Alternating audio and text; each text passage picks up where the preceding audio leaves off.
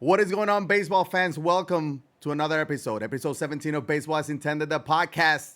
Here, this is Yeyo, alongside my good friend Jon. Jon, we're back. After missing a week, Mother's Day, we missed a week. We took the week off. No, Jon was a little sick before, then Mother's Day, but we're back for baseball. There's a lot to talk about. We're going to be talking about the hottest teams.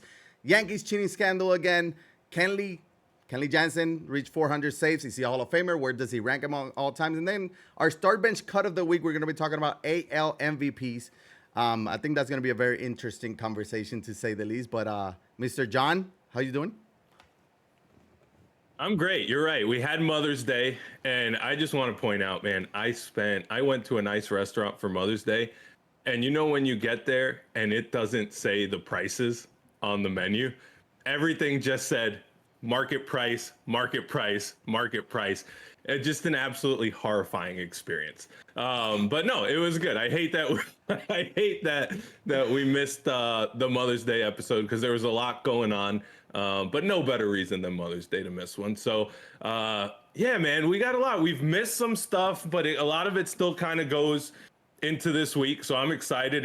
If you don't mind, Yeyo, I'm just gonna start it off with the hot teams because I've been wanting to talk about this since last week. So we've been talking about how the standings are upside down, right? If you look throughout baseball, they're upside down, and we keep talking about all these teams that kind of need to start making a run. A lot of these good teams, if they want to get where they need to be by the All-Star break. And if you look now, they kind of are. The Cardinals are getting hot. The Yankees are getting a little bit hot. The Astros are blistering hot right now. And all these teams that we've been expecting to make the move, well, kind of just in time, end of May, they are starting to make that move. A lot of them are in the American League. My Mets are getting a little hot in the National League. But which one of those are kind of catching your eye right now? Or which ones did you expect? Which one didn't you? Just kind of the way these good teams are trending now. What are you thinking about that? I think the Astros is the first one that comes to mind. I think we both picked the Astros to win the AL West. I said, obviously, we mentioned in the past how Jose Altuve being out, there was something missing, right? He's their captain. He's their leader. Bregman started off slow, so maybe not having Altuve there had a little bit of an impact.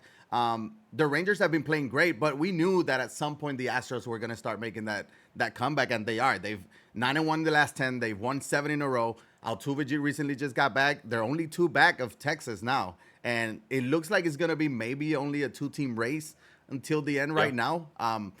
Even though the Angels are still hanging around, Seattle is not there just yet. Maybe that's another team that we thought that might be a little bit closer to the top of the division, but Astros, and it's just because we've seen it, right? Champions, they're just there every single year, and I expected them to be there, and there they are again.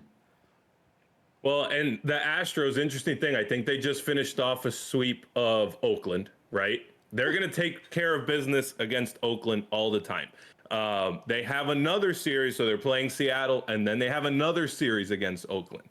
If I'm the Rangers, and this isn't really a Rangers segment, but if I'm the Rangers, because they are still playing well, I think they're 7-3 in their last 10. If you can survive this next week and a half and still be in first ahead of the Astros, you also have to feel pretty good about yourself in the sense of, okay, we can hang on, because you give the Astros 6 games in 2 series against Oakland, and they are going to get hot, as they've done, but they are looking really, really good all around right now. And not only that, we talked about the Rangers, like, is this their year, right? They've invested some money in it. They did it without they're doing it without DeGrom. Corey Seager is now back. DeGrom is looking good. Apparently, he threw 25 pitches. He's feeling good. We thought he might be done for the year. Well, we'll see about that. Yeah, classic Mets fan reaction right there. But you're going to need DeGrom, right? Like, Evaldi's pitching at an all-star level, but you're going to need DeGrom. Corey Seager is a stud, and he's, him and Semien and Adolis Garcia, the offense is clicking. Everything is clicking right now for Texas, and you're going to need that. One team I wanted to talk about, too, was the Cardinals. And our last episode, I feel like every time we mention somebody or a team, they just flip the switch. We talk about Javi Baez, his struggles. He got into like a 12, 13 game hitting streak. We talk about Juan Soto. You brought up Juan Soto maybe not being worth $500 million or whatever. All of a sudden, he's like player of the week. He's hitting 600 in like a 2-week span, whatever the case. He figured it out. And last time I mentioned the Cardinals and the NL Central, how kind of like wide open it is. And the Cardinals were like, I don't know, like 10 games back in last place behind Cincinnati. And all of a sudden now they're hot. Arenado figured it out. I mentioned Arenado. He didn't look healthy. Maybe he was healthy and he figured it out. They're 8-2 in the last 10. Now they're only 5 games back. They're in third place now. Pittsburgh's still hanging around. They're 1 game behind Milwaukee. Pittsburgh being 3-7 and 1 game back is just what shows what I've been saying, that division. The AL Central is a lot worse than the NL Central, it feels like. But they have a chat. They have a shot at winning the division. And I mean, obviously, once you get to the playoffs, anything can happen. But that's good for baseball too, right? The Cardinals being there, they got the names, they got the history. They are there every year. They're hot right now. And it felt very dicey because we talked about how they went through this Wilson Contreras thing where they said, you know what? He's just not good enough to catch our pitchers anymore. And they did that when they were in last place and they were not doing well. And we said, oh boy, this is either going to kind of light a fire or this is going to, be a dumpster fire. One of the two. And they've responded really, really well. Like you say, in that division, I think of any of these teams that are trying to crawl back slowly, they have the most margin of error, right? Because now they're 5 games back. You don't necessarily expect the teams ahead of them, even though they're playing well, to go on huge runs. So you can split a series here and there. You can win 2 out of 3 slowly but surely, climb your way back. So I think obviously they're feeling a lot better than they did 2 weeks ago. But they are another team that, all these teams have kind of flipped the switch. And it wasn't getting too late, but they're all doing it right when they had to, right? They're kind of just getting it together. And I think, one team that started hot and have remained hot is the Tampa Bay Rays. We talk about how good the NL East is. They're at 34-14 right now. They can literally play 500 ball for the rest of the year and they'll win 101 games. That's how hot of a start they had. Yeah. But Baltimore is right there. Baltimore's 2.5 games back. They're 31-16. I don't know if they're going to be able to that AL West is insane. Every team has a positive run differential. The last place Toronto Blue Jays, surprise. I feel like the last place have been flipping, right? It was Yankees, then Red Sox, now Blue Jays. They all have a positive run differential. That division is just crazy to keep up. I feel like there's changes every single week. Well, and the Orioles haven't gotten hot. They've just stayed really, really good, which is, we did the start bench cut last episode. That's why I'm so high on them, because I feel like you don't have to expect for them to stay hot. They just kind of got to keep doing what they're doing, which at this point, scary to say this, I don't really see that a reason they won't. They just seem like a really, really good team in that East Division. They're the one team that has kind of kept pace with the Rays from the beginning. I mean, the Rays started ridiculously hot, but since then, Baltimore has literally kept pace with them, which is crazy. I still think there's a long way to go in that division, to be honest. The Yankees came out, Severino came out today, first game back, pitched really, really well. They took him out right before he could get the win, but that's huge for them as well. I mean, we expect, the Yankees to have a really, really good rotation. We said they can get through without Severino because of the guys that they have. But when you look at the way the year is shaping up, you say, you know what? I think they need Severino. And if you're a Yankee fan, you're pretty happy to see him out there pitching well right off the bat. Yeah, of course. And you're hot right now. So getting an extra arm, there's nothing wrong with that. You're happy to get an extra arm when you're playing well. Another team that's playing well that I really like, it's kind of like under the radar, is the Arizona Diamondbacks. They're game and a half back of the Dodgers, which, again, they're doing it again. But, I mean, the Diamondbacks 27-20. People laugh when I picked the over. I was like, the lock. This is a lock. No, over. We I think it was like 77. 77 and a half, I think it was. They're 27-20. Right now, they're the second best team in the NL West. The San Diego Padres are a disaster. Manny Machado cannot figure it out. Juan Soto figured it out, but they're going to need Manny. They're going to need everybody.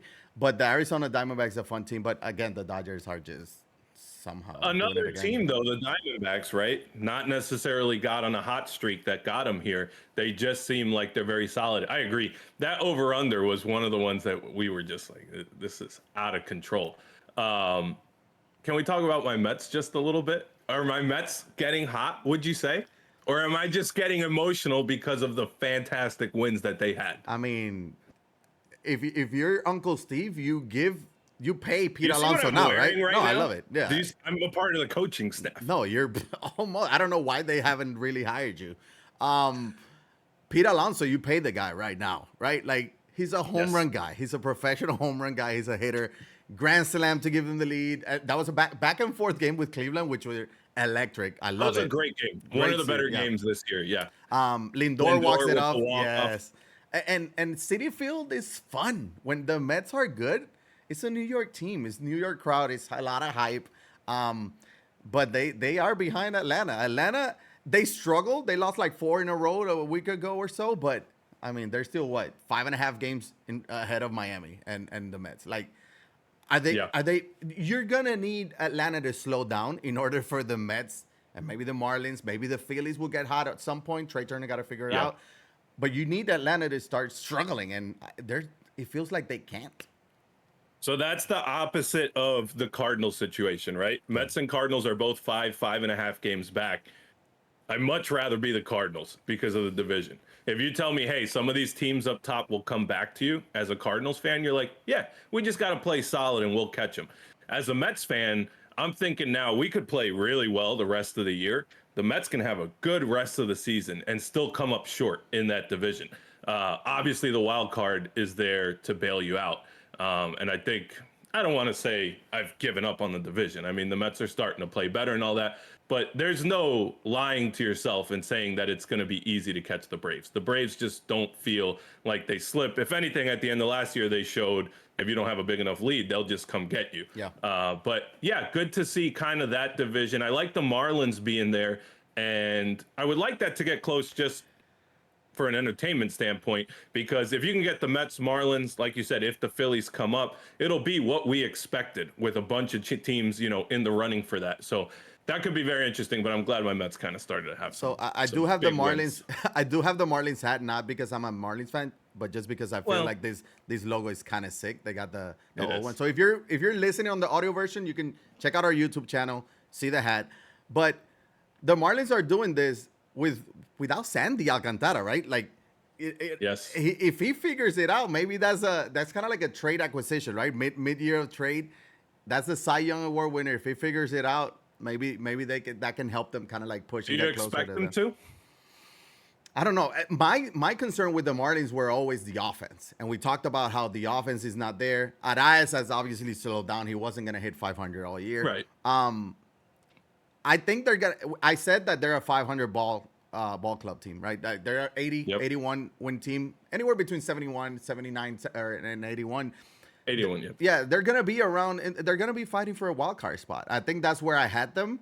There's a lot of there's gonna be like 15 teams fighting for a wild card spot, but Yeah. they're gonna be one of them, and they're gonna be towards the top because I think they're gonna be about that 500. So I don't know if they can push the Braves or make a run at the division, but I think they can make a run at the wild card.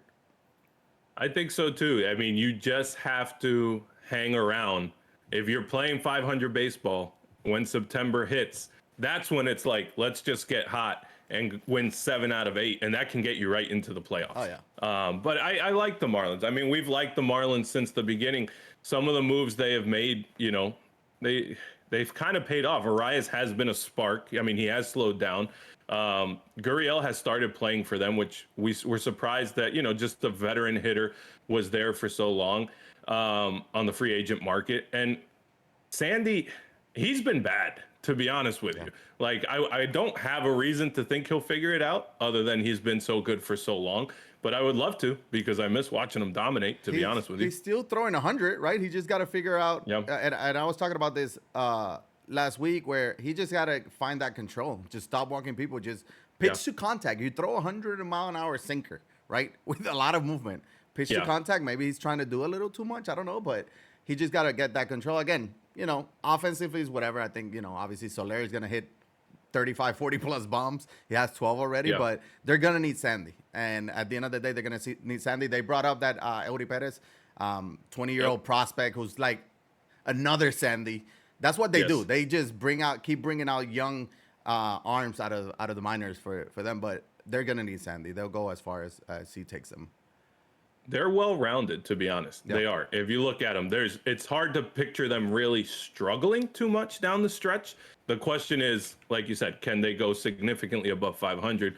But now that we've mentioned Sandy's struggles, I expect them to probably go out and throw a perfect game.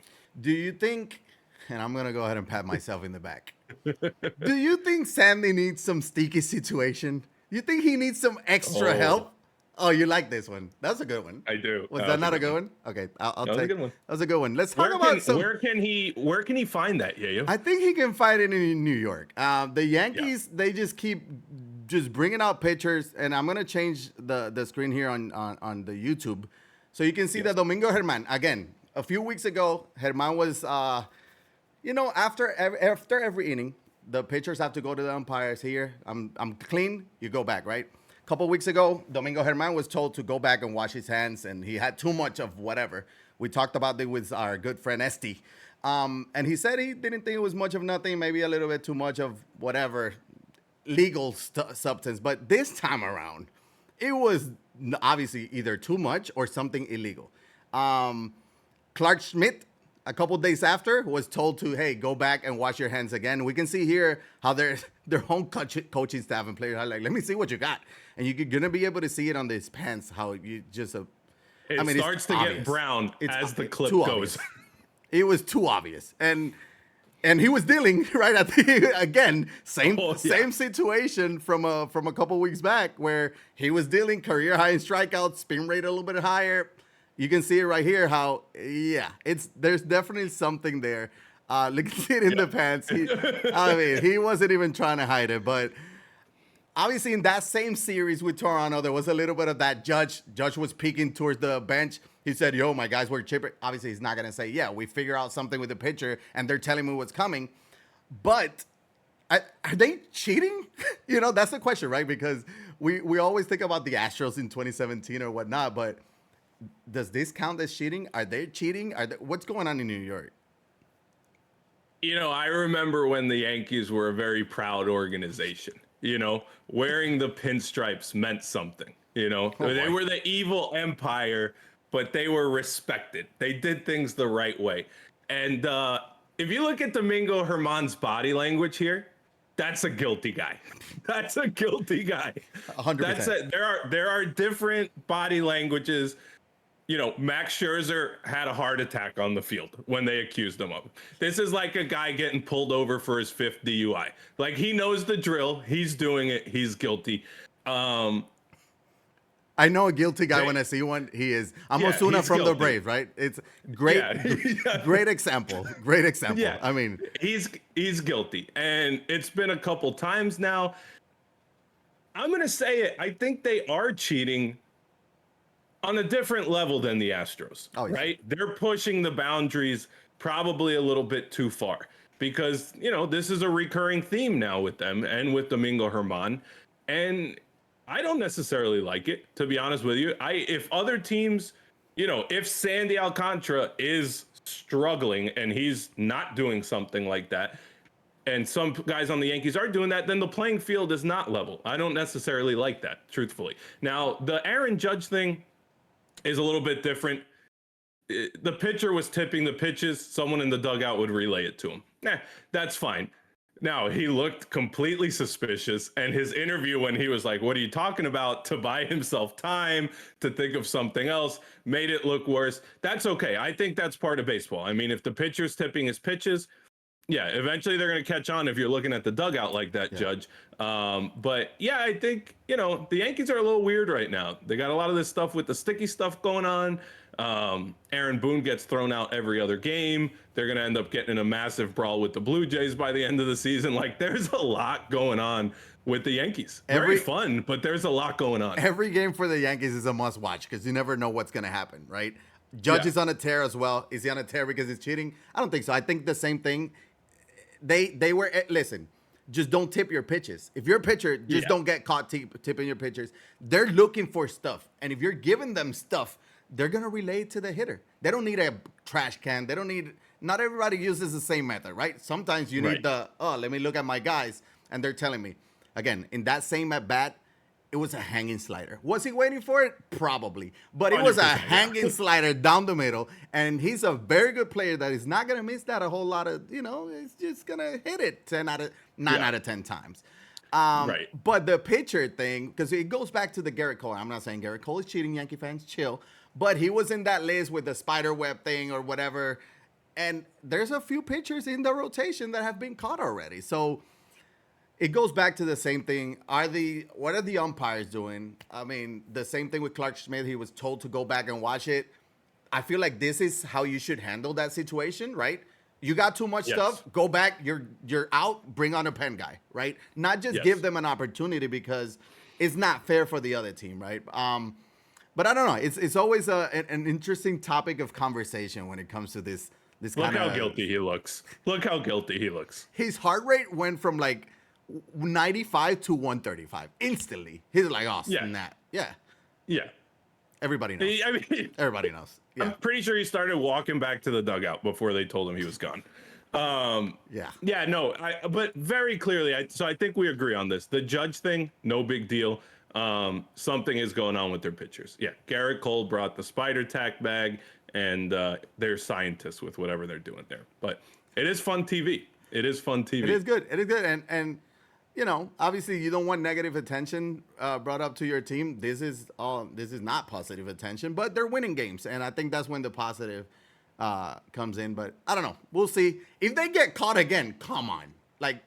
Then that will be a third. Well, technically a fourth time, but third time, I guess. I don't know. I don't know how long it's going to go. Relegate them to the minors. Do like they do in soccer. Well, you know who was sent, before we jump into the next topic, you know who was sent to the minors? Trevor Bauer. Trevor Bauer was sent to the minors, and the first at bat, or the first hitter he faced in the minors, took him deep as well. That's your ace. That's your ace that somebody should have taken a flyer on him. I don't know. Again, I'd like to say, for the record, our bet was that he would be signed before spring training. I won that bet. He was. He was. Just not in the big leagues. But he was. Don't try to be looking for loopholes here in our bet. You lost the bet. Just take it like a man. It's okay. You lost. He was signed. Okay, well, you know who signed?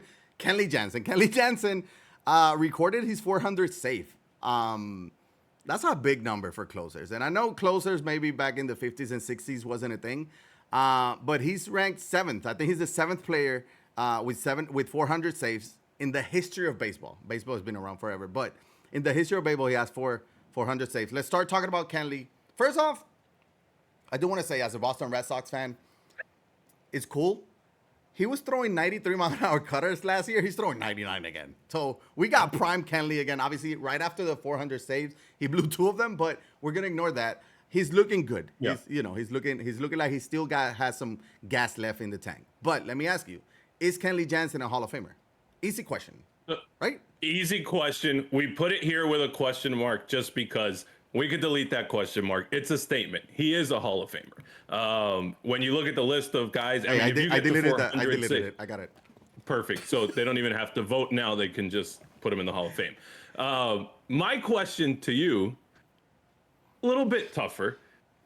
Is he going to end up, and you got to do a little projection here, will Kenley Jansen end up as a top 5 closer of all time? Yes. Let me look at the list. So we got Mariano in first, 652. We got Trevor Hoffman at second all time, 601. Nobody has 500. That's crazy. Lee Smith is third with 478. Francisco Rodriguez, 437. So he technically has to have more than 424. And he's 23 away from tying that. So 100%. I expect him to get another 15 or so, 15 or 20 this year. And after what he's doing this year, I expect him to play another couple years. So definitely top 5. I may even think like he'll be top 4, maybe pushing Lee Smith for the third. I mean, it's 60s. He's 77 away from Lee Smith for third all time. Where do you have him? So I agree, but I surprise myself that I agree. Because to be honest with you, before this, I obviously knew he was one of the great closers of his time. He had an incredible run with the Dodgers. But then he went to Atlanta. You know, he started to struggle in LA. He went to Atlanta. Then he went to Boston. You're like, okay, this guy's going to end his career kind of bouncing around, right? Which sometimes feels like a little bit of a legacy killer. I thought he was a Hall of Famer. Top 5, if you'd asked me, I wouldn't have immediately gone there. But when you dig into it, yeah, I think he is going to be top 5. But I don't know that it's as easy. Like you said it instantly. You were convinced, and I think you're riding a little bit of the high. At this point, you're ready to put him in the Hall of Fame with a Red Sox hat on. Like you're all in on Kenley. Let me have this. Yeah, I'll give it to you. But I guess a little bit of my struggle right now is how, and we talked about this off camera, how you compare him with some of the closers from yesteryear, the Dennis Eckersley, the Raleigh Fingers, guys like that. That I don't know where to appropriately rank them because it was a little bit different back then, and those guys were legends as well. But gun to my head, yeah, I think he's going to be top 5. I mean, I'd take Mets legend John Franco off that list when I can't believe I said that. When his career is said and done, and he's probably going to get over. I mean, there's a good chance you look at it, he's going to be around 450. And all the rings he won in LA and all that, I give it to him. I think he's a top 5 closer. So I think to your point, you mentioned Eckersley, you mentioned Raleigh Fingers. Raleigh Fingers has 341 saves compared to the 401 Kenley has. And he has 1,000 innings more, right? So it used to be different. It's not fair for the older guys to be put in this conversation. But they're Hall of Famers. They were greats. Dennis Eckersley, 390 saves, so 11 less. 3,200 innings pitched. Obviously, he was a starter at the beginning of his career, so obviously there was an extra there. But, you know, Kenley has 782 in 2/3 innings. There's a big gap, right? I think it's pretty cool. A couple things with Kenley, right? We remember him from the WBC and playing for Netherlands as a catcher, throwing people, runners off, trying to steal second from his knees. That was kind of cool seeing him kind of evolve and turning to one of the all-time great closers. Is pretty cool. I watched the video that the Red Sox made for him. That was a cool moment as well. But one thing that I find interesting, he's a 3-time All-Star. Like at first I was like, he's made 6 or 7 All-Star appearances. No, he's made 3. He led the league in saves twice. 2017 he made an All-Star that year, and last year 41. Obviously, baseball is kind of shifting away from the closer a little bit, right? Like they're using their best arms whenever it's needed. Sometimes you bring your best arm in the 7th or 8th. But it's weird that 3 All-Star. I mean, he started saving in 2012. He had 25 saves, and he never had less than that until 2020, shortened season at 11. But that's 25 every year, 30, 40. Like, isn't it weird? Give me the best year, because you're looking at it. Give me the best year that he had that he wasn't an All-Star. His best year that he wasn't an All-Star? Off the top of my head, the first one I see here, he had a 188 ERA with 28 saves in 76 and 2/3 innings. He didn't make the All-Star. He was 25. He's an All-Star. There was another one where he had a 2.41 ERA, 36 saves. He didn't make the All-Star that year. I mean, I don't know. Like, I don't know. 2021, he 2.22 ERA, 38 saves. No All-Star. So there's a few years. Now there's a couple years where he has 3.3 ERA. He's never had higher than 4 ERA, which I think is impressive. Yes, because that's very tough to do. Because very like Mariano, right? Mariano was throwing cutters. You know what Kenley's gonna throw. So it's even tougher to do what he's doing for so long. And he's still 35. He's still got a couple years. But I don't know.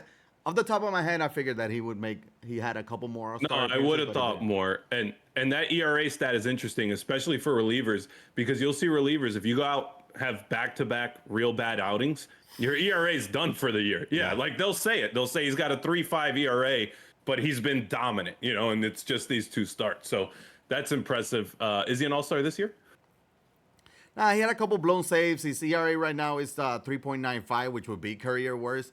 It's like you just mentioned, 2 bad outings, it's over. Same thing when we talked about Josh Hader. Yeah. MLB Network took him out of the top 10 relievers list because of that, right? We got him on the Baseball's Intended team. If you haven't seen that episode, make sure to check it out. We drafted a team, and he's our closer, and he's showing why we picked him. But no, I don't think he makes it. I don't know if he makes another one. I think, I don't know. I think right now there's so many games. 3. I mean, he won the Hoffman reliever of the year for the National League twice. So I don't know. I just thought it And was kind of interesting. we just put him top 5 all time. Right? I don't know. Again, I thought it was weird. But again, we are judging it a little bit. Like the closer position has become different in the modern era. And if you look at the top 5 that we look at, like it was starting with John Francisco Rodriguez 4, then you get Mariano. I guess in that modern era, we have them top 5. Those other guys had a little bit of a different role. I stand by it. Top 5. So Trevor Hoffman made 7 All-Star appearances. Mariano made 13. Billy Wagner made 7. I thought he would be closer to that 6 or 7. That's exactly what I was saying. Francisco Rodriguez made 6. K-Rod, I know he had a very good. I don't know. It's just, again, Kenley has been so good for so long. It's weird that he had 3. I think Kenley's better than K-Rod. I know he played with the Mets. I have for some reason, some terrible memories of K-Rod. Well, not for some reason. There were some terrible memories. Yeah.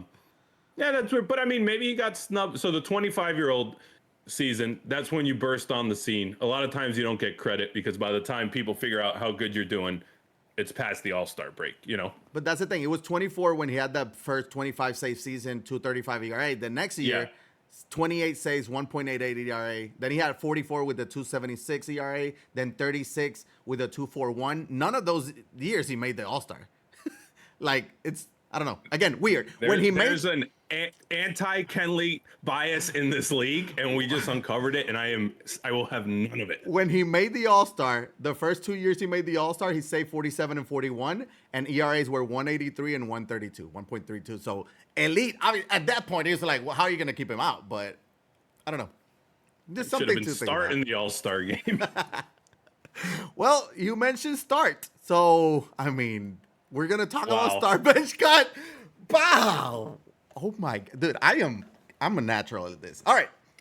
NL MVP, we already know he's going to be Ronald Acuna. At this point, I mean, best team, best player. He's leading the league in WAR. Like the second closer in WAR in the NL is like a game behind. He's like 3.1 WAR already, and he's not even doing much defensively to help that WAR. That's all offensively. So we got to talk about start bench cut about the AL. We came up with 3 names. We sat down. What are some of the names that you want to talk about and start bench cut? We mentioned Aaron Judge, reigning AL MVP from the New York Yankees. We talk about Shohei Ohtani, 2021 AL MVP. And we had to come up with a third name. We said Marcus Semien. Marcus Semien is second in the league in WAR, first place Texas Rangers. He's having a good year, just like the Texas Rangers we talk about. So, start bench cut, who do you got? Aaron Judge, Shohei Ohtani, Marcus Semien for the AL MVP. All right, so I'll start. I'll start with start. We'll go through this. These throw me for a loop because when we did them with the teams, it was a little bit confusing as well because there's different ways you can look at it. I'm gonna start Marcus Semien, to be honest with you. Marcus Semien, MVP, most valuable player. We always get stuck on that. Who's the most valuable player? Right now, I don't think the Texas Rangers are holding off the Astros without DeGrom, the streaking Astros. They've gotten off to a hot start.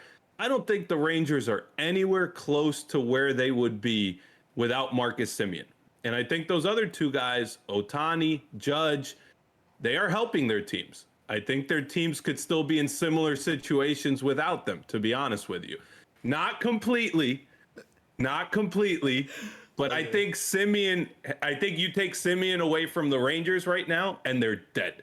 They're dead, to be honest. They've got a decent team, but they're dead in that race. And I think he's been keeping them afloat. He is the league leader in WAR, right, in the American League. Second in baseball behind Acuna.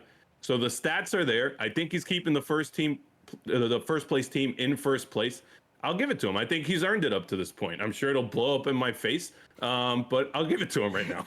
Reverse jinx. We always talk about players that are struggling, then they take off. Now we're talking about players that are taking off. Now they're going to come down to earth. That's Marcus Semien right there.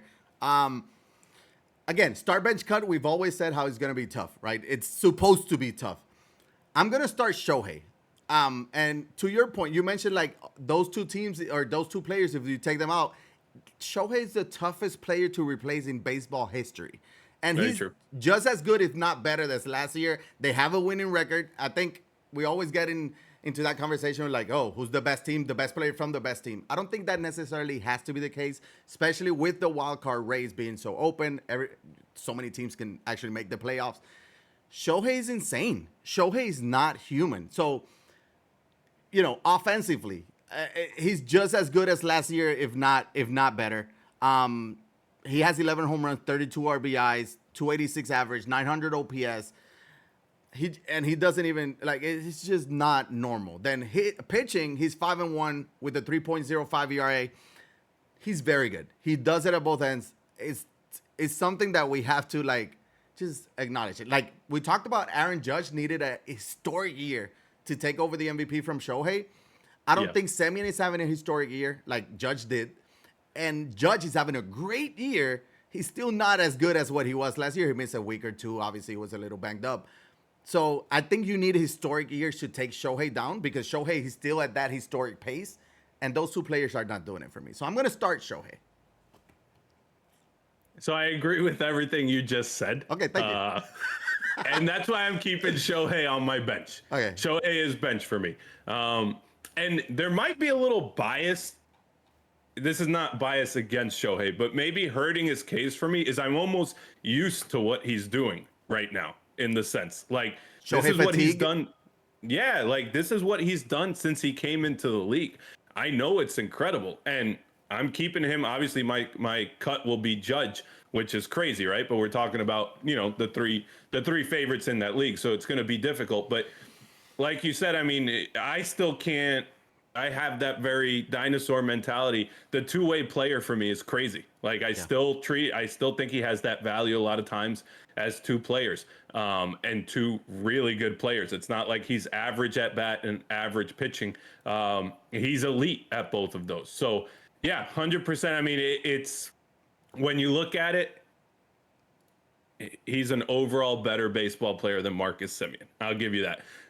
I'm just impressed with Semien, with what he's doing, how he's helping the Rangers do something that's a little bit surprising for them. That's why I'm giving him the nod, but I'm definitely keeping Ohtani on the bench, best bench player in the league in my start bench cut. I'm keeping him, and I'm cutting Judge, and it's just, there's no reason for it other than Ohtani's just incredible. Yeah. I'm benching, and I think this is very tough because you make good points, obviously, with Semien. He's carrying the team. He's leading a team he's leading the Rangers to a first place division, winning division right now. Right. That was unexpected, right? A little bit unexpected, right? We expected them to be a little bit better, maybe not in first place because we expected Houston, but Houston is coming. There's still ways to go. I know maybe right now, but I think the Yankees go as Judge goes, right? What's their record? 29-20 right now. Third place in the AL East, toughest division. We've talked about this. They're playing for a wild card, it feels like. The last 7 days, which is exactly when they got hot, 444, 5 home runs, 12 RBIs, 1.633 OPS in the last 7 days. And that's exactly what an MVP does. He carries the team. Semien is doing it. Obviously, he's going to be I was going to say that. Yeah. But he's not doing it at that level. I feel like when you take Judge out of the Yankees, they're almost an average team. Like, who else is going to carry that team? It's not going to be Josh Donaldson. It's not going to be Rizzo. He'll have a game or two here and there, but what else do they have? They have Judge and Garrett Cole when he pitches. So I'm gonna bench Aaron Judge. He's just so good. Again, I mentioned how you need a historic year to take Shohei down. That's exactly what he had last year. This year is almost up to par to what he was doing last year. 13 home runs, 32 RBIs. He says leading the league in slugging, 642. Last year was 686. OPS of 1.042. Last year was 1.11. So there's a little bit of a, bit of a backstep. But last year was historic. This was supposed to happen. This is what we expected. Yeah. But that's why he's on my bench. And I cut Marcus Semien. I think Marcus Semien got paid because of what he's capable of doing. Second in the league in WAR. Very good season. Very good, good start to the season. Too. Good defender too, right? Up the middle defense. Yep. He got a little bit of that power where you don't see a lot of from a second baseman or whatnot. But yeah, I'll cut him. I'll Judge hits more home runs, and And I'm a Red Sox fan, so I wanted to cut Judge, but I couldn't do it. No, I mean, these arguments go either way, right? Yeah. It is. And it depends how you look at it, right? Because if you told me, I don't know, like there's probably more likelihood that Otani and Judge, one of those guys, win the MVP. But if you're asking me right now, start, bench, cut, who's my MVP, who I like more, it's Simeon. But I'm a little bit enamored with the story. Yeah. I like that. There's a context to that story. But yeah, that was good. It's tough. It's always tough. I Very love tough. it. Very tough. We'll see what we come up with next week for start bench cut. I love doing this. It's so much fun. But I think that would do it for today. Let's walk it off, John. Anything that you're looking forward to? Obviously, we talk a little bit about the hot teams. Maybe some teams will remain hot. What do you got in that brain of yours? I'm looking forward to the end of this Mets Cleveland game right now. Sunday Night Baseball, 1-1 in the seventh. I've been kind of watching it. No, I want to see if these hot teams keep streaking. And if they do, I mean, we're getting towards, looking towards the All-Star break.